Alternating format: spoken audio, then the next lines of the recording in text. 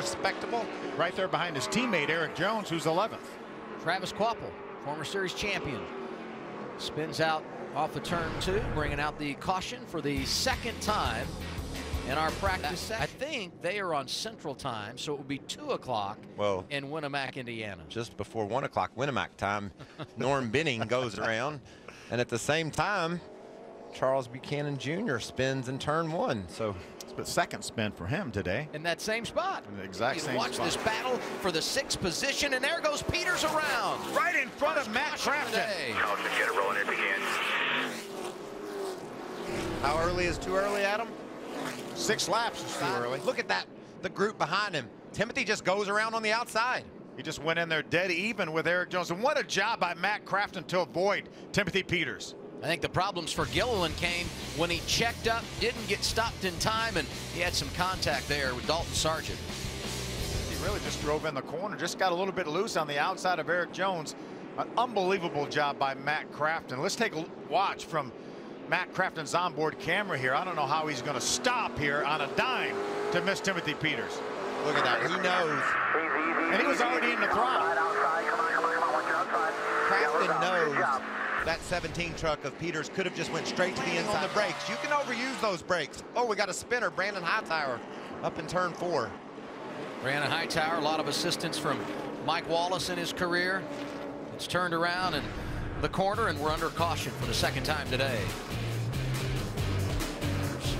Came down the pit lane. We'll tell you what happened on pit road in a moment. First, the reason we're under caution. Just on the outside, just got a little bit loose, just like Timothy Peters early on.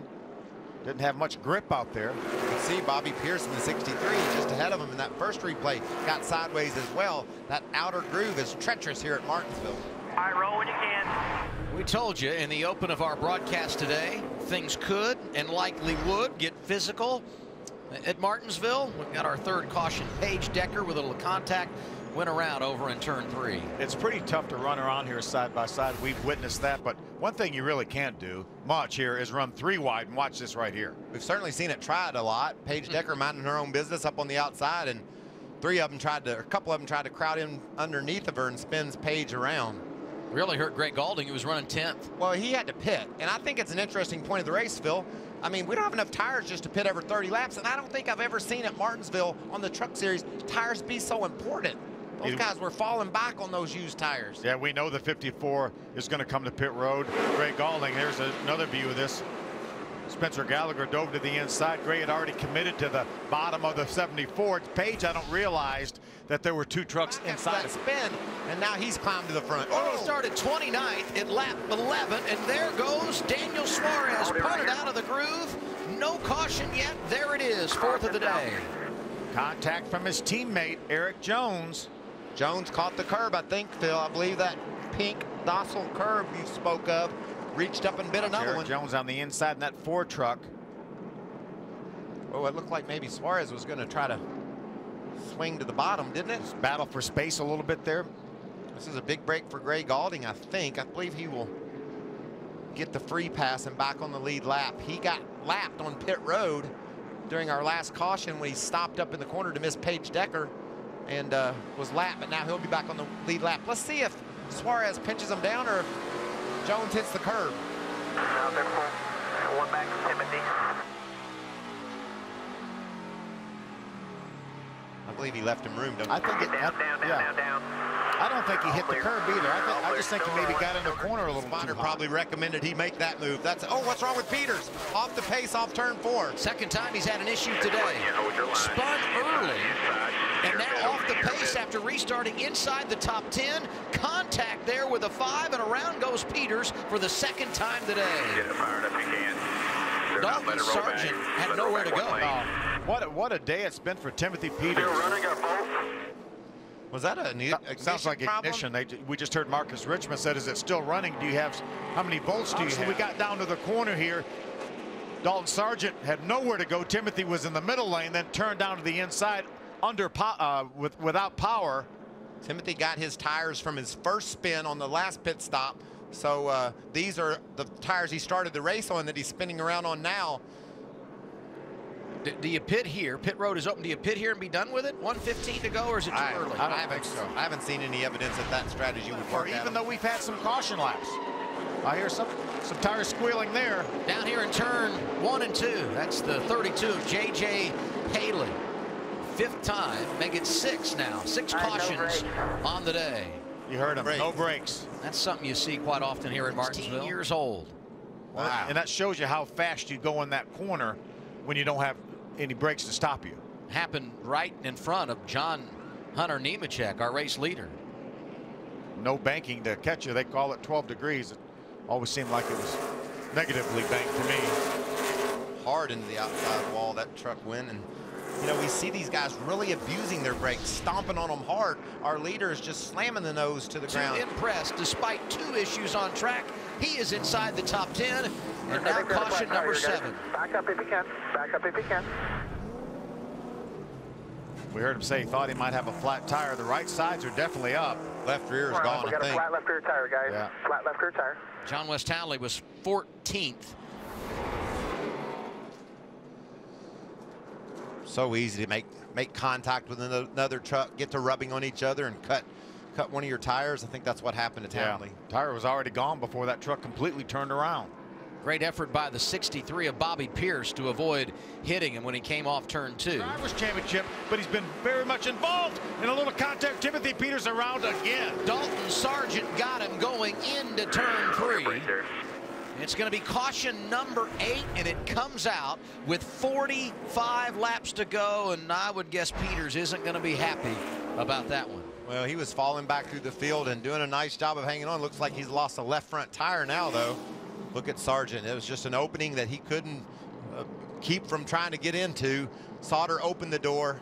Timothy tried to close it, and Dalton Sargent was committed to the bottom.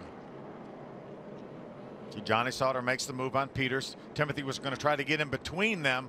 Dalton Sargent obviously realized what was happening. He said, hey, I've got the 17 on the outside. I've got to make it happen right now. Did nothing wrong. That's Martinsville. Yeah, and Timothy knew there was a good chance that somebody was going to be there, but if he can keep him out of getting there, he's that much better off. Clean, but don't be afraid to stick it in, and now we're going to have one of those restarts because we've got a yellow on the course. Right on cue. 9th caution of the day, out for the 07 of Ray Black Jr. There's a lot of guys that want to see cautions. One that doesn't is Matt Crafton and Cameron Haley. They think they can get out front and settle this thing to themselves. Crafton is going to have the preferred line on the restart. Haley will have to be on the outside and fight with John Hunter to see who runs second. Yeah, everybody watched what Eric Jones was able to do. He ran about 10 green flag laps, really didn't move up a whole bunch of positions, so I think everybody in front of him stays on the racetrack. Means he'll restart in the outside lane, not what you want here. Just got away from him a little bit, just trying to carry too much speed on exit.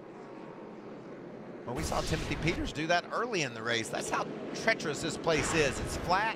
You try to get that power down to those rear tires. You get just a little bit too aggressive, and around you go. Jones now up in the top 12. Oh, and another caution flag we're going to get. The 5 of Dalton Sargent making his 3rd career start here today. 17-year-old out of Boca Raton, Florida. Eric Jones all the way up to the 11th spot. Nobody stops. He will be on the inside again, guys. That late pit stop for Jones proving to be big. There's a lot of ground. There goes Reddick to the inside. Caution is out once again as they wreck behind him. The 54 of Gray Gaulding having a problem. 11th caution of the afternoon. NASCAR will have to determine when they cross the last scoring loop who was ahead, whether Nemechek was ahead of Haley or not. And another position that will be key is our championship leader, Eric Jones. He's in the middle of a glob of trucks. Where was he when the caution flew? Was it good, though, for Nemechek? Because if he's scored 3rd when the caution came out, that would put him on that all-important that might be okay. lane. We heard Kyle Busch say, whatever you can do to make sure Eric restarts on the inside. Same situation for John Hunter. Gray Gaulding just tried to take the low lane, and I think that was Tyler Young that was in there, and there just wasn't room for that move. This mess you saw all over in turn 1, all of it happening right behind Eric Jones. He did several donuts down into turn 1. Sauter able to clear Cindric and pull down in line. Little contact there. Caleb Holman drives it in. Cindric saves it somehow off the corner. But this is not going to work. 12th caution of the day. Multiple trucks involved on the back straightaway. And Eric Jones was right in the middle of that and made it through it. Our scoring monitor has reset. And Jones, who was being shown 10th after working his way through the problems on the back straightaway, being shown in the 13th position. Well, I think it'll reset again. And now it has. Look at Eric Jones right there in the middle of those trucks. Does he have damage, Phil? He was being squeezed on both sides. Wow. Definitely has some damage, whether it's rubbing the tires or not, I don't know. See, Caleb Holman had a hole there. He dove in it on the inside of Austin Cindric. Austin did a nice job saving that truck, but then they came along too wide beside him on the outside. That's how tough it is to win a championship in this truck series. This is as physical as you will see in NASCAR. Our scoring monitor has updated, and it is officially showing Eric Jones in 13th. And look at Ross Kenseth just slipping through there as well. Great debut in the 18 truck by Ross. Look at them 4 or 5 wide here as they come off of turn number 2. On board with Eric Jones. This ought to be quite a ride. I don't know if I can take it or not. Here. Down, down, down, down, down. Easy, get middle, middle, middle, middle. Get up, up, up, up, up, up, up. Keep coming. Keep coming. Stay middle. Keep coming. Keep coming. Yellow's out. Yellow's out. Yeah. And he had to go. He had to get in the throttle and push Austin Cindric on around. Look at him. That's just some great driving by Jones. He was doing everything he could to work his way through. Looked like the whole world was going to end right in front of him, but he squeezes through it. I don't see much damage to the front of that truck, Phil. Now, these guys had a front row seat. That'll give you an anxiety attack, won't it? How about the owner, Kyle Busch? Yeah. Take a position for somebody that they didn't want to see, to see the yellow lights on, the cautions on the racetrack. Cautions out for the 46, Michael Annett. Up the racetrack, out of the groove. And he was stopped up there. NASCAR deemed that dangerous, and the caution has come out. Just lose all rear grip. Michael Annett was running 32nd. And around he goes. No contact with that outside wall. This is the other issue. Why do tempers flare at Martinsville? Because when you get into somebody and spin them up the racetrack, they come in, get some 4 tires, and they keep going. No one gets a week to cool off. Too close for comfort. Yeah, you see here the tire carrier on the right front. He has the rear tire in his hand. That's the rear tire, actually, that the 13 hits on the way by.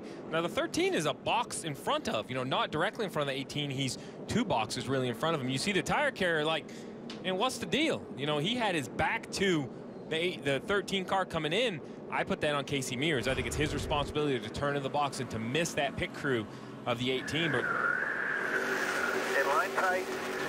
Going to be a wreck in 3 and 4. Going to be a wreck in 3. Caution, caution, caution.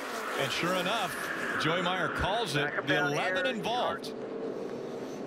Denny Hamlin around and bringing out the 4th caution at Martinsville. That was live, by the way, folks. You were listening to Joey Meyer live, trying to get the 2 of Brad Keselowski back to the bottom of the track as we see damage to the 10 of Danica Patrick. We talk about mistakes on pit road. That speed and penalty got Denny Hamlin back in the back of the pack. So on this restart and this wreck, he was in the middle of it because he had to go back there because of the penalty. you see that inside lane stacks up. And the chain reaction, it stacks all the way back until the 11 gets into the back of the 43, and you can see behind them, these cars just can't get slowed down. That's why we talk about the fight for the bottom. Well, what happens is at the end of the straightaway, when a car dives to the bottom, that checks the whole line up. It's basically like changing lanes on the interstate in traffic. That lane stops, the other lane rolls, and you see the chain reaction. As everyone jams on the brakes, finally you get back 3, 4, 5 cars that couldn't get slowed down. And you can't see it. When you're 5 rows behind where it starts checking up, you do not see it. So. And the caution has come out in turn 3. The 17 of Ricky Stenhouse Jr. slow. And that's the reason why. Right front locked up, damage that right front fender, and he's being told go to the garage. Yeah, the tire's not even spinning. You can see the bits of paint in it, that white rim underneath where it says Goodyear. That white you see right there is the paint and the debris from the wall. Coming down into turn 3. So he has some damage already, and you just see the car just goes straight. 8 cars were involved in that incident that took place with Denny Hamlin, Danica Patrick. Sam Hornish Jr. also involved. So was Ricky Stenhouse Jr. in the 17. 3 and 4. Caution, caution. Caution, caution. Car is stuck on the curb in 3 and 4. It may not be moving. All right, it's moving. Track will be clear around the corner. That was Sam Hornish Jr. that got over the curb. And that's the 6th caution now. As we've completed 135 laps. There was damage to the 9 prior to this caution. As you see here, Sam Hornish Jr. trying to get down into turn 3. Looks like he's 3 wide, and the 98 gets forced down over the curb and really just comes up into the side of the 9 car. Nothing I think Sam Hornish could do. Ryan Preece trying to shorten the short track. I don't know if I've seen anyone come on the inside of the curb before. I've seen some people hit the curb, but he was behind the person behind him. In other words, if the car behind him, in this case Kurt Busch, is pushing him too hard, you see Danica Patrick shoot up the racetrack there. He wants to know if there's a gap where he can get back behind another car. Jeff, that's an interesting strategy to almost give up a spot here at Martinsville. Not something you normally want to do, but you don't want a driver pressuring you that hard early in a run either. Greg Biffle went around coming out of turn 2. That brings the caution out once again. And Biffle had help, or Biffle helped someone. There were 2 cars back there. Biffle was the one pointed in the wrong direction when the caution came out. Danica was entering turn 3, and you can see the 38 just got behind her and just pushed her into the corner. She was trying to get in, and he just wasn't having any of it and pushed her right into the wall. There's David Gilliland in the 38, and then the issue with the 16 of Greg Biffle. Now it's decision recently time. Greg Biffle, Sam Hornish Jr. going through turns 2.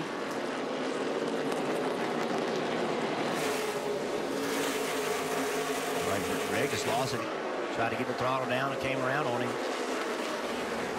And then on pit road, under this most recent caution, the 41, things got a little hot for the gas man. Take a look.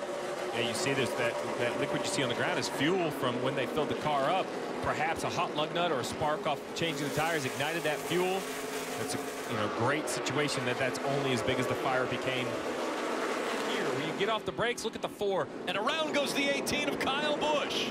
The 3 as well with Austin Dillon. The caution will come out. Well, when we saw the 3 stay out on old tires, that was the one caveat to it, is he had to not only fight and hold his position. Yep, we got toe damage and right front damage, and Kyle sorry for the water on the apron there.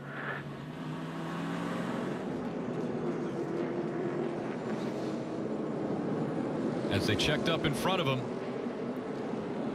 Carl Edwards running 16th. Got into the back of A.J. Allmendinger. Yeah, it's hard to see. Well, you see right here, the 18. He just gets loose and comes up the track chasing. He doesn't mean to get into the 3. He's sliding up the racetrack out of control, and the chain reaction got Colorado. Didn't we hear him say something about water on the apron? Does he think that water caused this issue? Where he got in the corner and there's water on the racetrack? Let's see if there is water. Down.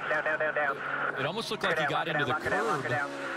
The way the steering wheel moved. Stay bottom lane. Get it rolling. Stay bottom lane. Bottom lane. Happy about what he thinks is precipitation or maybe some water on the racetrack. Yeah, right here. See on the left side, right underneath the 20 car, that appears to be water. And so he's got his left side tires in this water. And as soon as he does, the back end comes around and he gets into the 3. So there does appear to be water on the racetrack, and he's asking to have it cleaned up. Down again. Clint Boyer. Hard contact with the back of that car into the wall. He was running 16th, and you see all the damage to the back end of the 15. And that was a chain reaction behind Clint Boyer. We had David Reagan going down the backstretch, looking at the inside of the 42. He gets into the 42, who then gets into the 15, spins the 15 up the racetrack all the way to the bottom of the backstretch, trying to get into the 42. The 42 is trying to protect. And as he gets into the left rear of the 42 goes up to the racetrack, gets into the left rear of the 15. Clint Boyer probably had no idea he had those 2 cars underneath him. And listen, it's lap 186. Okay, I know it's a fight to the bottom, but at the same time, you have to use, you have to give a little bit. You have to say, all right, I don't have this spot right now. It's okay to lift and not get in the back of somebody. I know the fight for the bottom is important, but again, lap 182, a little patience isn't a terrible thing. Kevin Harvick go back in. That's a good point of give and take. And just as Brad Keselowski went by the 4, the caution comes out for Greg Biffle. Martinsville. This is Biffle around again on his own. That looks almost identical to the first time he spun.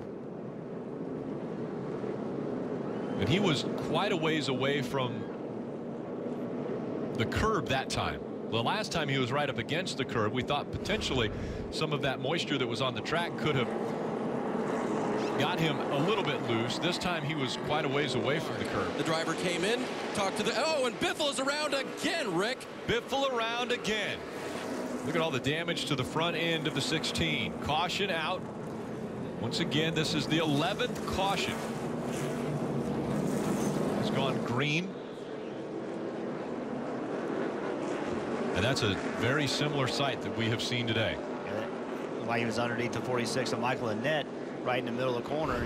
That's the third time. See Biffle spin and turn into battle between a pair of unbeatens live from Mile High City. Aaron Rodgers and the Packers face Peyton Manning and the Broncos. Logano, but a little bit further back in the pack, Kevin Harvick. Well, as we take a look at Kurt Busch here. Yeah, Martin Truex Jr. basically, you're going to see this in a short track. He's on the outside of the chase car in front of him. He needs to go. Trevor Bayne is out there a few laps down. The 78 just has no patience. He goes in, gets him in the left rear bumper right here, pushes him up the racetrack. He needs that lane. He can't lift and let more cars go. He has to get back in line. You see the 20 and the 18 lined up inside of him. And this is why the caution came out. Take a look.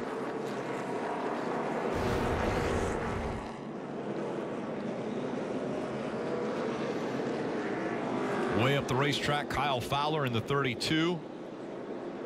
Everyone else was running right around 21 seconds to maybe low 21s, and the caution has come out now. Yeah, the 10, Danica Patrick around in turn 4. Yeah, the pace had picked up though, hadn't it, Rick? The last time was getting quicker. They were running 20.5, 20.4 second laps consistently after they'd run 30 laps.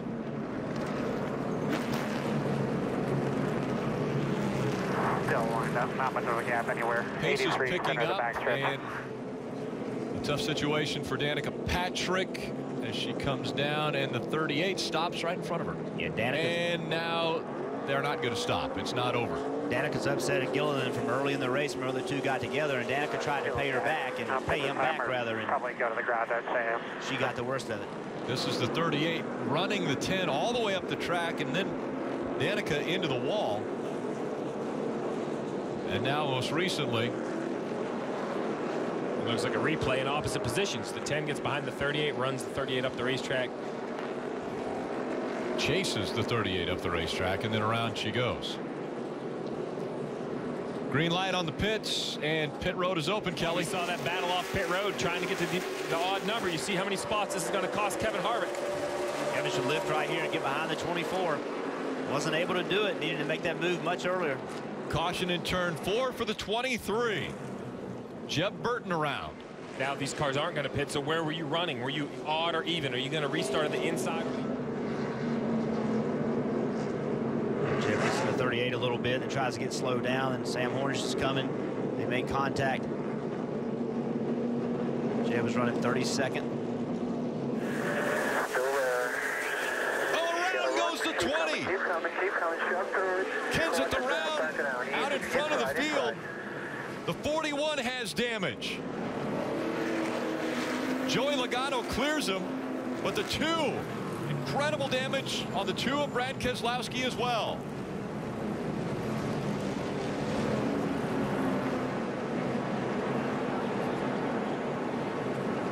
We talked about this, the Penske cars trying to let one another in. Well, if you're back in row 2, how can you try to prevent that? You try to push those guys through 1 and 2, try to push the issue. There was some heavy contact, and heavy damage on the 2, really heavy on the 41, and of all people, lucky dog goes to Carl Edwards, the other chase car. The 22 got at the racetrack, the 2 got in the back of the 22, they come off the corner, the 20 and the 2 make contact. It's on from there. Yeah, and the 41, it really has nowhere to go. They spin and catch the 41. He makes heavy contact with the inside wall. It's coming off turn 2. There's the initial contact. Look at the 41. It's a big hit. But, you know, this all started on the restart. They just didn't do as good of a job this time of making all the transitions work, and it got everybody checked up. Outside 24, outside tight, right there in front of you. Keep coming, straight.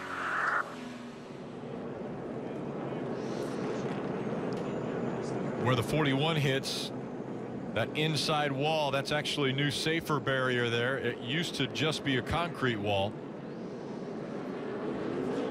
So here we go. They're side by side. They take off.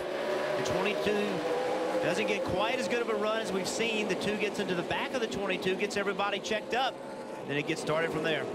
Yeah, the 2 doesn't want to go. He wants to let the 22 in, but the 41 is pushing the issue because that's what he needs to do. He can't let the 2 just sit there and wait.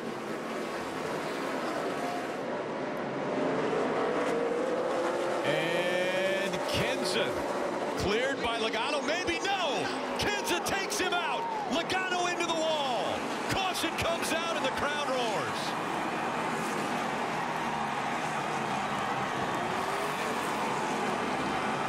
What's going on down here? I know we had talked about it after what we saw a couple weeks ago. I was the first to say I never expected that to happen out of the 20 car. Helmets coming off of the crew members of the 20. Joe Logano stuck in the grass.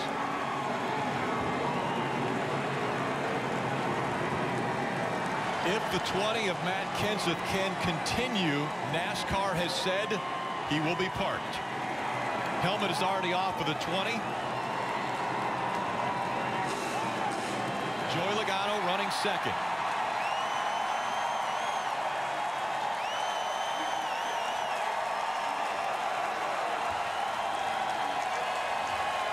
You can tell how the fans feel about it.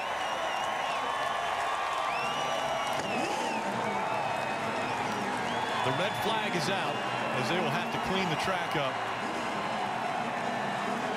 A couple races ago in Kansas, the team told Joey to stay in the car, but obviously Joey out of the car, not able to continue on.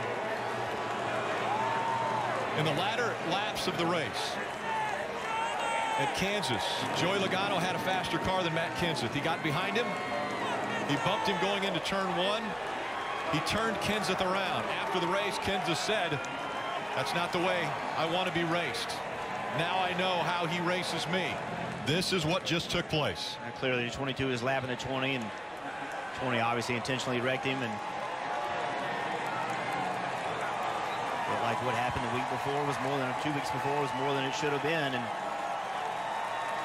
just flat wrecked him.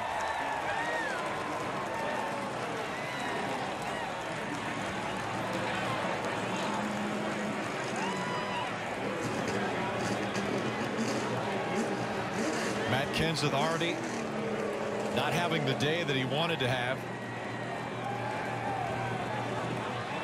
And the opportunity presented itself at a short track. Still down there. Still down there. Still down there. Still down there.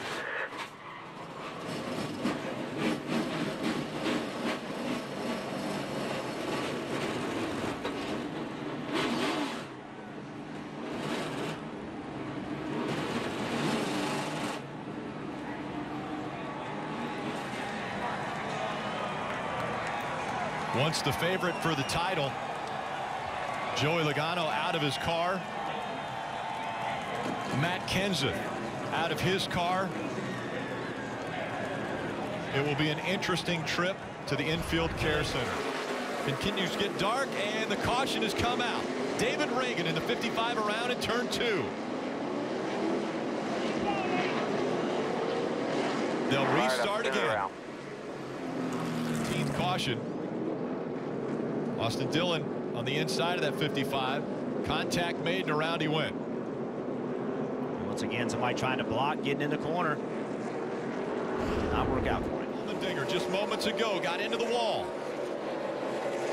After leading at the restart, Allmendinger trying to hang on to that car for the final laps. McMurray still. Joey Logano has walked out of the infield care center. Joey, are you surprised? Well, yeah, I thought, you know, I think what happened in Kansas is a completely different deal. You know, we were racing for the win, and, you know, he blocks you a few times, and you know, we raced hard, and he blocked me last time, and we spun out. That's what happened there. Here is just a complete coward move, especially for a championship race car driver and race team. Just complete coward.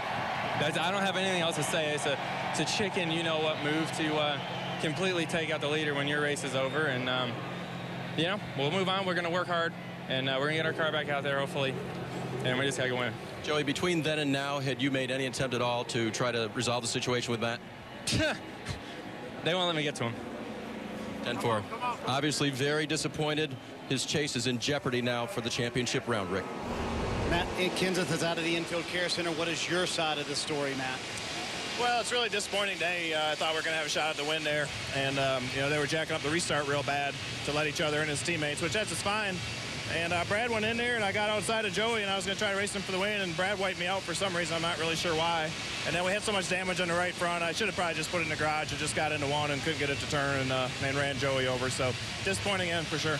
Joey said it was a complete coward move on your part. Your reaction to that? I don't have any comments for that. There will be people who say there was intent involved, even though you said you had a right front go down. What's your comment to those folks? Well, there's people who say a lot of things. The splitter was trying to take the ground and, you know, got in the corner and, you know, certainly ruined his day. I know what it's like to be that, too. You know, some days you're the bat, some days you're the ball. It's never fun when you're the ball. So, it's, like I said, disappointing end to our chase. And, you know, he's got a couple races left, got the best car. He might get a couple wins here and still have a shot at it. So, certainly disappointed it came down to that, man. I was out there trying to race hard as I could for Dollar General and try to get the win. I really thought we were going to have a shot for a win before, you know, they got me the first time. So, disappointed to get wiped out twice in the last 4 weeks with a shot to win for sure. Do you think this is over, or do you see another chapter maybe coming in retribution from him? I don't know. I feel like every week's a new week. Go out and race, you know, do what you think is right. Race as hard as you can and just take it 1 week at a time. You know, so I don't know. I try to do the best I can. You never like to be in these situations. They really stink, to be honest with you. But sometimes you get put in these spots and, you know, you gotta try to keep respect in the garage area, and you can't get yourself ran over. You can't get in a chase next year and get ran over for the same reason. So, like I said, I hate the way it ended. Wish we were out there celebrating or have a shot for the win like we did before we got wrecked. So, disappointing day. Matt Kenseth, very matter-of-fact about it, Rick, but that is his side of the story.